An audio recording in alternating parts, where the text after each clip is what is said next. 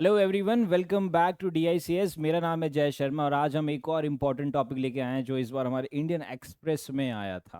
हाल ही में हमें ये चीज़ तो काफ़ी ज़्यादा न्यूज़ में चली रही है, क्लाउड बर्स्ट है, मिनी क्लाउड बर्स्ट है, हमने समझा है। इसके अलावा जब हमने पंजाब फ्लड डिस्कस किया था तो उसमें ये भी समझा था कि पंजाब में एक नेचुरल फैक्टर जो है वो है ज्योग्राफी पंजाब की। अब वो पंजाब की ज्योग्राफी में हमने क्या समझा था कि जब हिमालय जैसा रीजन है जहाँ से कई सारी नदियाँ जनरेट होती है, ओरिजिनेट होती है और वो फिर पंजाब में आती है। बट जब ये हिमालय में नदियाँ होती है तो वहाँ पे क्लाउड बर्स्ट और मिनी क्लाउड बर्स्ट होते रहते हैं और वहाँ पे पानी बहुत गिरता है। बट पॉइंट है कि वहाँ पे पानी ठहरता नहीं है, वो सारा नीचे स्लाइड हो जाता है और वो फिर पंजाब में आ जाता है या फिर लैंडस्लाइड हो जाती है, फ्लड आ जाता है, एक्सेट्रा।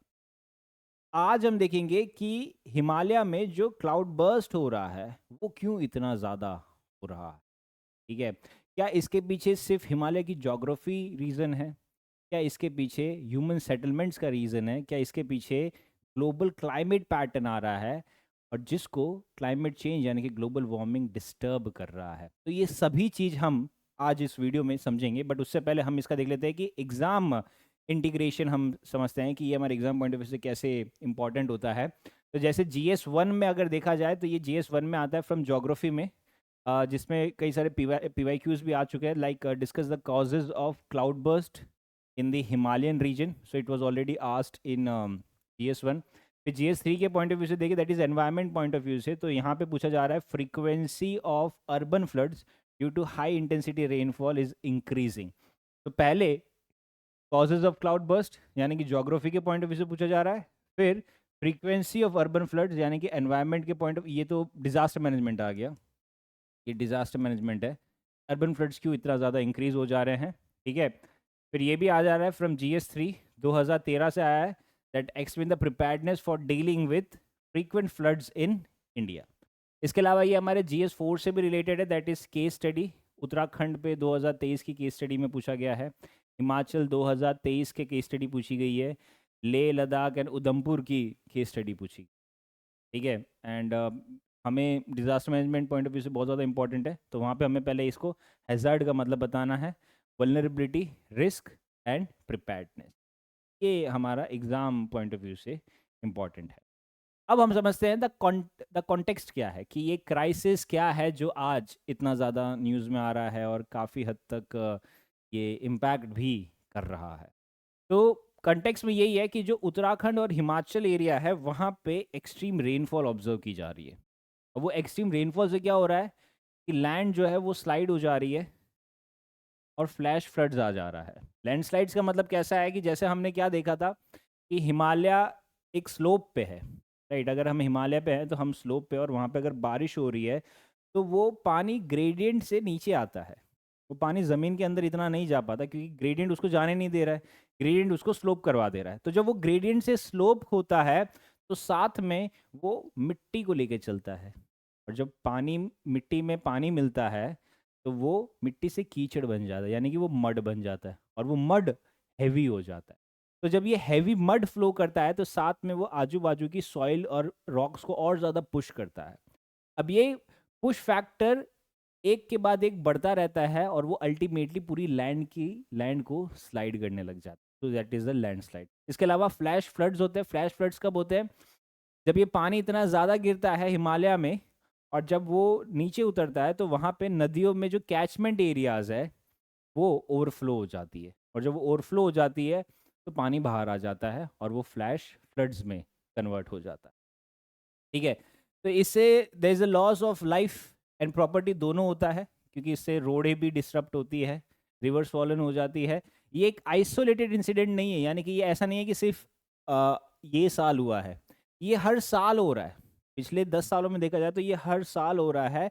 बस डिफरेंस ये हो रहा है इस बार में कि इसकी फ्रीक्वेंसी और इंटेंसिटी काफ़ी ज़्यादा इंक्रीज हो जा रही है, यानी कि पहले ये इतना इंटेंसिटी में नहीं होता था या ये पहले इतनी फ्रीक्वेंसी में नहीं होती थी, बट ये अभी इसका फ्रीक्वेंसी और इंटेंसिटी काफ़ी ज़्यादा इंक्रीज हो जा रहा है। So that is the main concern. Okay, तो अगर हम आगे बढ़ते हैं तो आगे हम ये देख सकते हैं कि जैसे हमने कॉन्टेक्स्ट तो समझ लिया, अब नेक्स्ट चीज जो हमें समझनी है, that why Himalayan regions receive heavy rainfall, कि हिमालयन रीजन्स में इतना ज़्यादा रेनफॉल हो ही क्यों रहा है।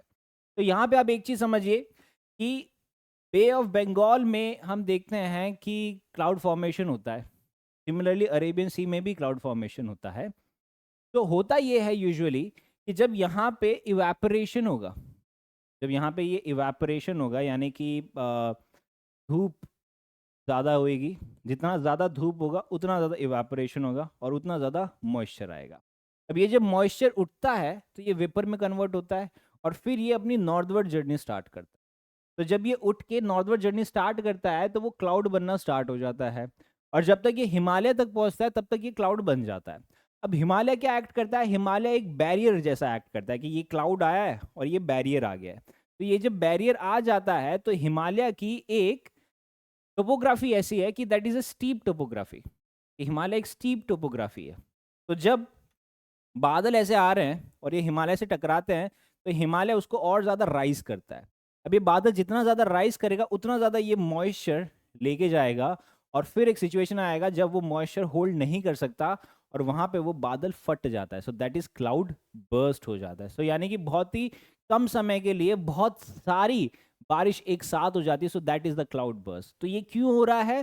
क्योंकि इसकी फ्रीक्वेंसी क्यों इंक्रीज हो रही है? क्योंकि यहाँ पे ग्लोबल वार्मिंग ज़्यादा हो चुका है।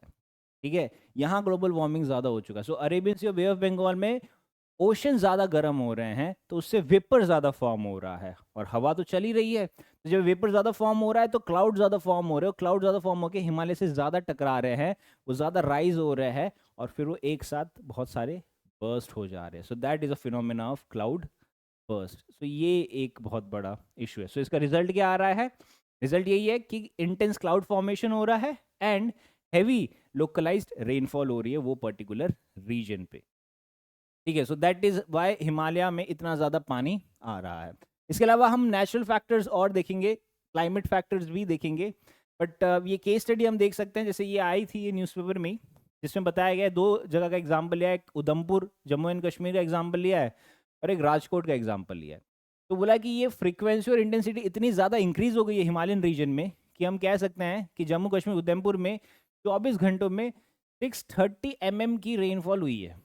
वहीं अगर राजकोट को देखते तो राजकोट को ये हर साल 630 mm की रेनफॉल होती है जो उधमपुर में 24 घंटे में हो जा रही है। सो आप इमेजिन कीजिए the intensity of this particular rainfall. इसके अलावा हम लेह लद्दाख का देखते हैं तो 1973 से रिकॉर्ड आया है कि 59 mm का रेनफॉल 48 घंटे में इस बार हुआ है। whereas 1973 से रिकॉर्ड हो रहा है कि नॉर्मल क्या है 0 to 5 mm इन 48 आवर्स, यानी कि 48 आवर्स में जो 5 mm होता था वो 50 mm हो गया, यानी कि 10 गुना ज़्यादा बारिश बढ़ गई है। तो इंटेंसिटी बहुत ज़्यादा इंक्रीज हो चुकी। ठीक है, तो ये इंटेंसिटी क्या है? Such kind of intensity is very normal in coastal region, like Konkan region है या गोवा है या मुंबई है, वहाँ पे ये बहुत नॉर्मल है। तो वहाँ पे डिजास्टर नहीं होता, वहाँ पे अर्बन फ्लड की सिचुएशन आ सकती है। बट अगर हिमालय में देखा जाए तो हिमालय की टोपोग्राफी ऐसी है कि वो सीधा डिजास्टर में ही आता है। अगर हिमालय में नहीं होगा तो जो वहाँ से रिवर आके जो कैचमेंट एरियाज में आती है, लाइक पंजाब है, वहाँ पे डिजास्टर हो सकता है। तो ये एक बहुत बड़ी इशू बताता है दैट ये रीजन जो है हमारा वो बहुत ज़्यादा फ्रेजाइल और वल्नरेबल है। ओके, तो ये हमने समझा।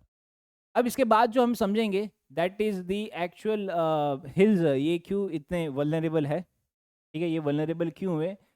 Multiple reasons. जैसे एक रीज़न हम देखते हैं कि यहाँ पे जो प्लेन्स है, प्लेन्स में जो रेन ड्रेन्स है वो इतना एक्सेस होता, मतलब अगर हम प्लेन की बात करते हैं, लाइक अगर बारिश प्लेन रीजन में आ, जैसे मुंबई में भी बहुत बारिश आती है, सूरत में भी बहुत बारिश आती है, तो वो बारिश ज़्यादा कहाँ चला जा रहा है? वो ओशन में चला जा रहा है। ठीक है, आसपास के जो ओशनिक एरिया वहाँ पे चला जा रहा है। वेरएज़ माउंटेन में क्या होता है कि माउंटेन में तो समुंदर बहुत दूर है, तो वहाँ पे जितना ज़्यादा स्टीप स्लोप होता है उतना ज़्यादा लैंडस्लाइड होता है और फ्लैश फ्लड्स होता है। ठीक है, इसके अलावा ह्यूमन इंटीग्रेशन से क्या होता है कि वहाँ की सॉइल यूज़ होने लगती है, लोग डिफॉरेस्ट करते हैं, रोड कट करते हैं, तो वहाँ से ये और ज़्यादा अनस्टेबल टेरेन बनता जाता है, पहाड़ तोड़ते हैं। ठीक है, इसके अलावा जो वहाँ की स्ट्रीम्स है वो चोक हो जाती है। तो जब स्ट्रीम्स चोक हो जाती है तो जो डेब्रीज के साथ अगर मिट्टी के साथ पानी मिलता है तो वो मड में कन्वर्ट हो जाता है और ये मड ये चोक और ज़्यादा इंक्रीज करता है, तो फ्लड के चांसेस और ज़्यादा बढ़ते हैं, पानी वहाँ पे और ज़्यादा ठहरता है।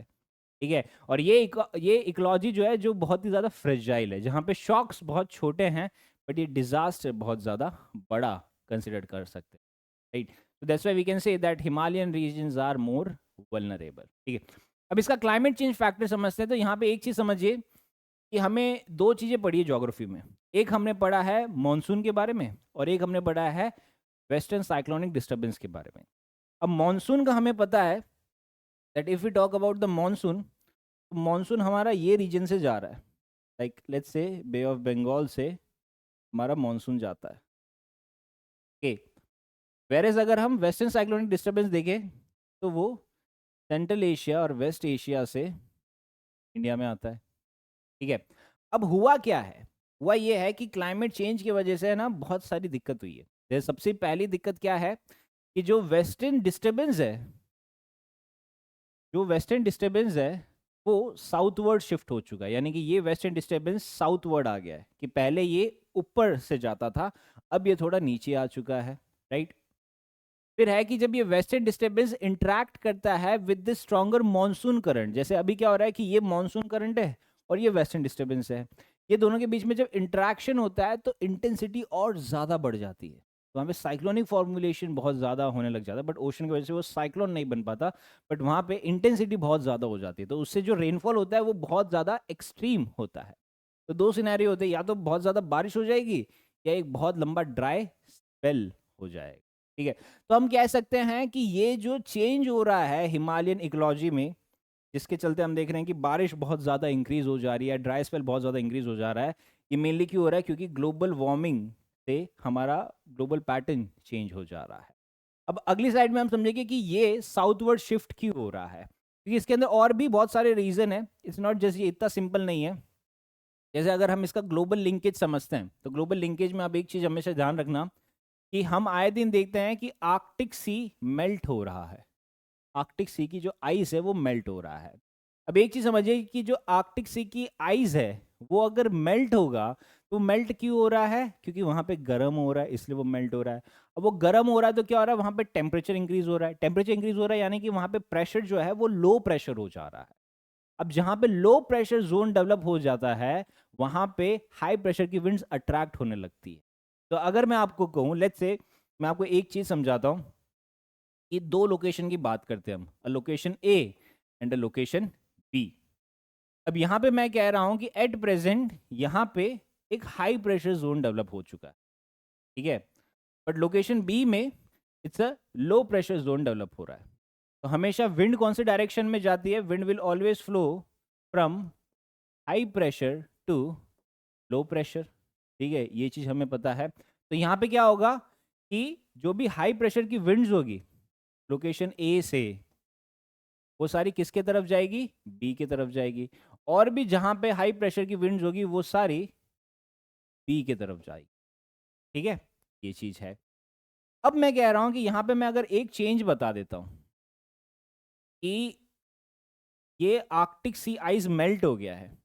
मेल्ट हो गया है, क्यों मेल्ट हुआ है? क्योंकि वो वहां पे गर्मी हो गई है। तो गर्मी हो गई है तो ये जोन क्या हो जाएगा?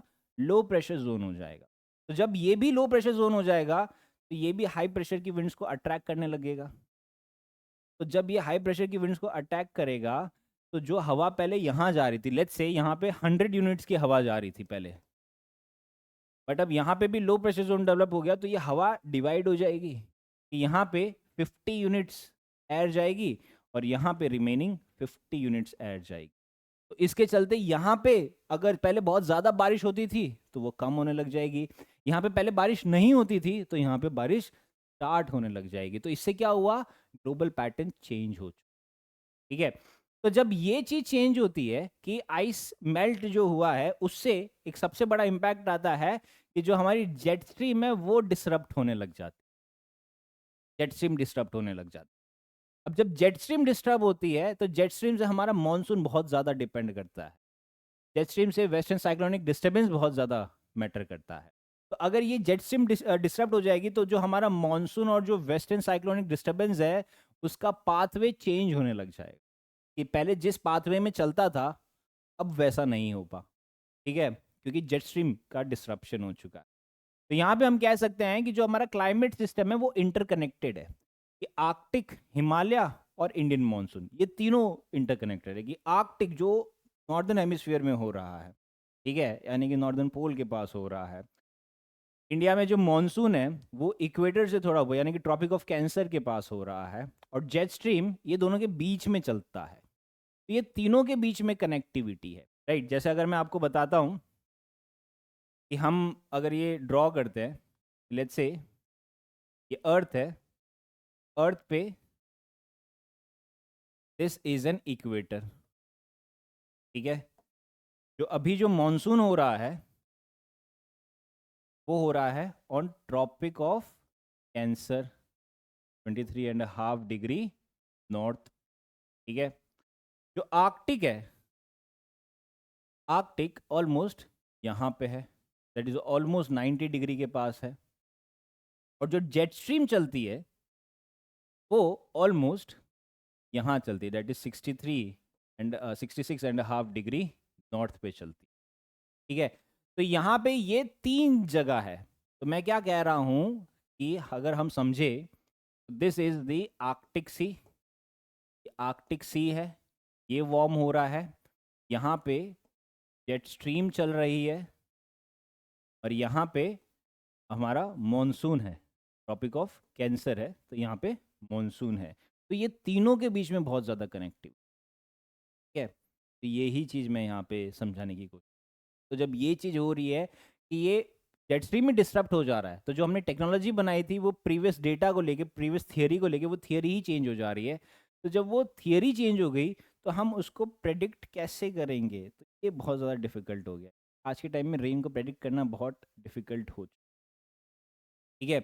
और लोकल डिजास्टर इंक्रीज हो गए, तो हम कह सकते हैं कि जो लोकल डिजास्टर है, यानी कि जो अभी जो हुआ हिमालय और उत्तराखंड में एक लोकल डिजास्टर है, तो इंक्रीज क्यों हुआ? क्योंकि क्लाइमेट चेंज बहुत ज़्यादा हो गया। सो ग्लोबल क्लाइमेट ड्राइवर आ चुके हैं, उससे लोकल क्लाइमेट में लोकल डिजास्टर इंक्रीज हो चुके।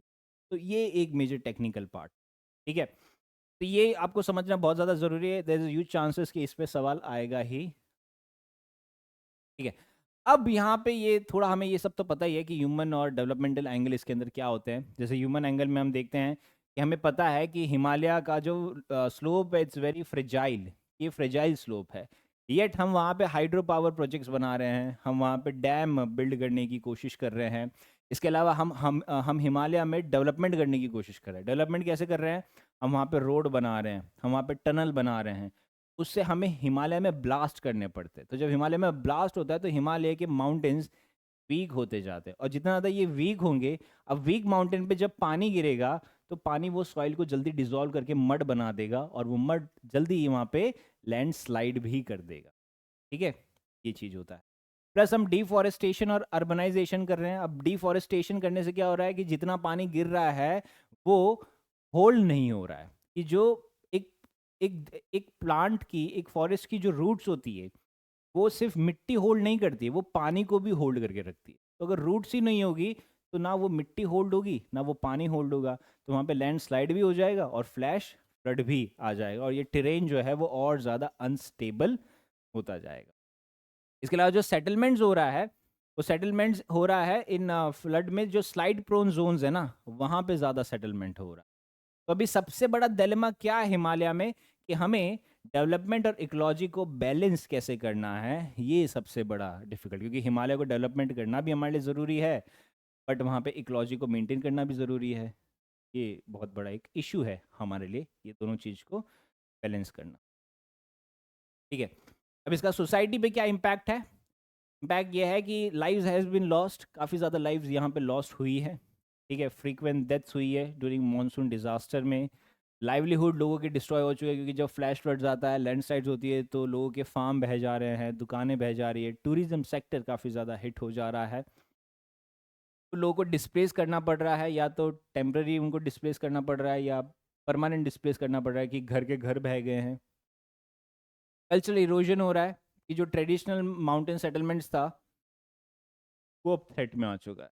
एंड प्लस हमारे पास साइकोलॉजिकल टॉल आ रहा है, कि हम ट्रॉमा आ रहा है, हमारे पास अनसर्टनिटी है, हम इनसिक्योरिटी भी है। यानी कि आपने ये जब वीडियो देखते तो what you feel that Himalayan ecosystem is very fragile, right. तो ये एक साइकोलॉजिकल ट्रॉमा भी हमारे लिए क्रिएट करता है, ठीक है। तो इसके बेसिस पे हम पॉलिसी और मैनेजमेंट लेसन्स क्या ले सकते हैं? तो इसमें हम कह सकते हैं कि हमें अर्ली वार्निंग सिस्टम लाने की बहुत ज़्यादा ज़रूरी है। ताकि हम क्लाउड बर्स्ट और लैंडस्लाइड्स को फोरकास्ट कर सकें। बट इसमें भी एक चैलेंज है कि हम क्लाउड बर्स्ट में जो मिनी क्लाउड बर्स्ट है वो हम फोरकास्ट नहीं कर सकते, क्योंकि जो आईएमडी के पास टेक्नोलॉजी है, वो आईएमडी कहता है कि वो 30 to 40 स्क्वायर किलोमीटर एरिया तक का मेजर कर सकता है या उससे ज़्यादा का कर सकता है। बट जो मिनी क्लाउड बर्स्ट होता है वो around 10 to 20 square kilometre area पे होता है, जिसके लिए हमारे पास टेक्नोलॉजी ही नहीं है। तो आईएमडी कहते हैं कि जब तक ये मिनी क्लाउड बर्स्ट फट जाता है तब हमें पता चलता है कि क्लाउड बर्स्ट हो गया। तो अर्ली वार्निंग सिस्टम वो डेवलप ही नहीं कर पाता। ठीक है, फिर है कि हमें हिमालयन सिस्टम में जोनिंग करने की बहुत ज़्यादा ज़रूरी है कि कौन सा एरिया हाई रिस्क जोन है, कौन सा लो रिस्क जोन है, कौन सा मीडियम रिस्क जोन है, कौन सा रिस्क फ्री जोन है। तो उस तरीके से हमें सेटलमेंट करने की ज़रूरत है। प्लस जो इंफ्रास्ट्रक्चर है वो हमें थोड़े इको सेंसिटिव बनाने की ज़रूरत है कि हमें टनल्स को सेंसिटिव बनाना है, रोड्स, डैम्स है, इन सबको सेफगार्ड्स के साथ डेवलप करने की ज़रूरत है। सबसे इम्पॉर्टेंट है कि लोकल डिज़ास्टर रिस्पॉन्स रेडी रखना हमारे पास, कि वहाँ पे जो कम्युनिटी है उनको प्रिपेयर्ड रखना, हिमालयन कम्युनिटी को प्रिपेयर्ड रखना कि जैसे ही कभी इस तरीके का इंसिडेंस होता है तो हमें कैसे रिस्पॉन्ड करना है। So that is very important.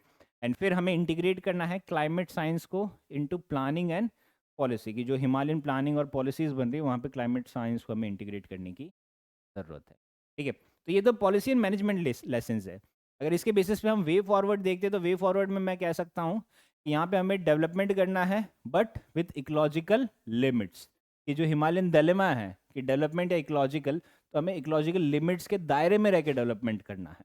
ठीक है, फिर हमें जो माउंटेन कम्युनिटीज़ है उनको और ज़्यादा रिजिलियंट बनाना है। हमें नेचर बेस्ड सॉल्यूशन पे ज़्यादा फोकस करना है, यानी कि हमें अफॉरेस्टेशन करना है, हमें वाटरशेड मैनेजमेंट बनाने की कोशिश करनी है।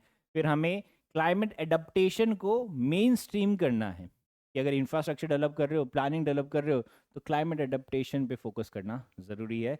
एंड देन हमें डिजास्टर रिस्क रिडक्शन करना है, that is DRR, that is very central to Himalayan policy. Okay, तो this is it from today's video. I hope आप लोगों को क्लैरिटी मिली होगी। In the coming video will be covering more such kind of topics. Till then stay safe and study well. Thank you.